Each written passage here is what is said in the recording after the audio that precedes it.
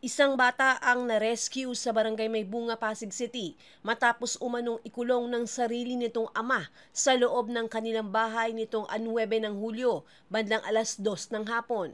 Ayon sa ulat, nakatanggap ng sumbong ang Rosario Police Substation 7 mula sa lola ng bata. Kaagad na rumisponde ang mga otoridad kasama ang SWAT team. Sinubukan muna ng mga operatiba na kausapin ng ama para mailabas ang bata ngunit hindi ito nagbunga. Sa pahintulot ng ina ng sospek, sapilitang pinasok ng mga pulis ang tahanan upang mailigtas ang bata. Hindi naging maayos ang aresto. Sa halip na sumuko, nanlaban umano ang sospek at sinaktan pa ang isa sa mga pulis.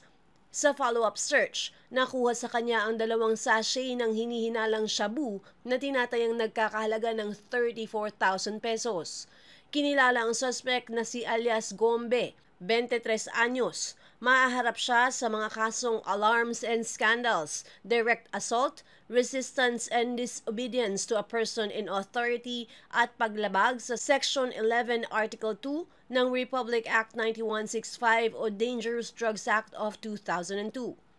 Isinasailalim na siya sa inquest proceeding sa Pasig City Prosecutor's Office. Patuloy ang investigasyon sa kaso, kabilang ang tunay na kalagayan ng bata.